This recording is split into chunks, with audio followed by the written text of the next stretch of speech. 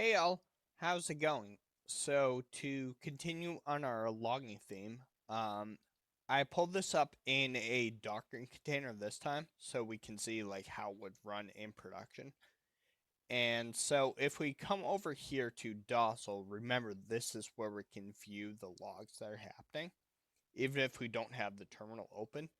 So it did what we wanted. It logged all of the data. So these are all info logs. So there are a couple different levels of logs. You can have debug logs, you can have info logs, and then you can have warning and error logs.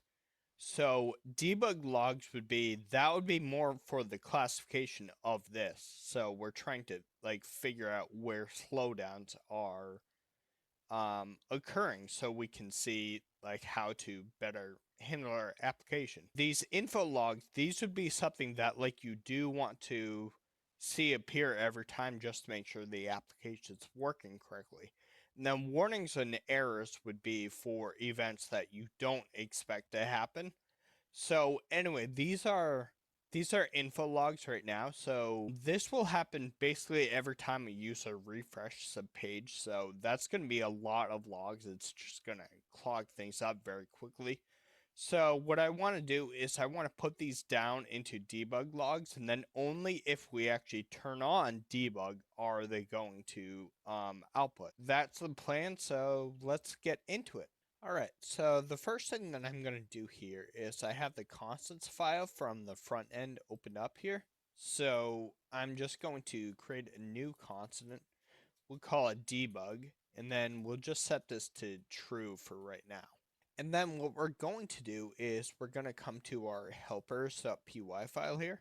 So remember, this is where our context manager is. So this is where it's actually going to output the log. So the method used here, info, is this is going to determine the level that it's on. So if we backspace, then just press control, you can see we have the error here. We have debug up here. So again, this will determine the level. So we'll set this to debug for now. All right. So over in the logger.py file, so we have this setup logger function here that we made last time. So currently right now, how it's working is the logger is it's setting the level that you specify. So that's just taken up here, it's logging.info. So what that means is that anything that's just a debug log, it's not going to output. Just to show you guys that what I've done is I pulled up the Docker container again. I restarted it, and now I pulled it up and I refreshed the page, and you see we got the back end reaching out to athletes, which is expected, but we didn't get any of the actual logs for the timings, which is fine for production mode. However, want if we do specify a debug mode, then we do want to see that. So now that we've seen how it works back in the logger file here, so what we're going to do first is we're going to import that constant that we created. So import, it's in the utils folder, and the constants file, we're going to import that as constant so we can just use that, right? And then, so what we're doing with this variable now is we're making a variable called logging level. So if constant.debug, if that's true, if we set it to on, then the logging level is going to be for debug. Or else, if it's not, then we're just going to output info logs, which is what we want, essentially. So IntelliSense has already got this part up. We want to change this variable to logging level. So it gets whatever this is. And we'll also change this to logging level 2. Lastly, I just want to change up this short doc string. So it's going to say like what these variables are actually doing, so anyone that looks at it can see. So it basically has the same thing. It says it gives a short summary of what it does. It sets up a stream handler in a formatter, and the argument, so name is just going to be the name of the logger, and level is just going to be the logging level, which is going to default to whatever we find in our logging level parameter. To this part should be variable, just to make it clear.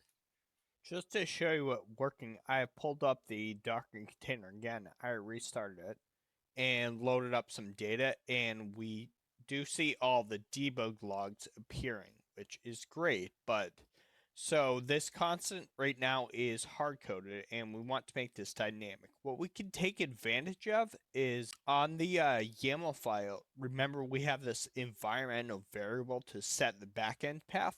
So we can do that same sort of thing with debug. So we can just set it to debug equals true, like that. Now coming back to our constants file to hook it all back up. So the logic for the backend URL was it used this os.getEnv method, which what it did is it checked for if there was a backend URL environment variable specified, and if there wasn't, which is true when we're using our makefile, then it just sets it to localhost. So we can use a very similar type of logic. So for debug, it's going to look for an environment variable called debug and use that value.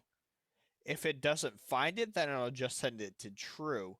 And notice I just used the lowercase version here, which is fine. Because then what we'll do is we're forcing it to be lowercase. So if you specify uppercase or lowercase, true, because I always get those incorrect. And then it just compares it to the lowercase string of true. To test this, what I did is I set this to false.